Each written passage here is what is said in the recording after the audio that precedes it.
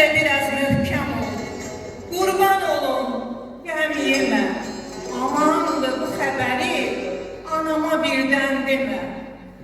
De, yıxılır. Azacıq əl ayağını cızır. Ya da de ki, sürüşür, əzilib, qolu çıxır. Ya da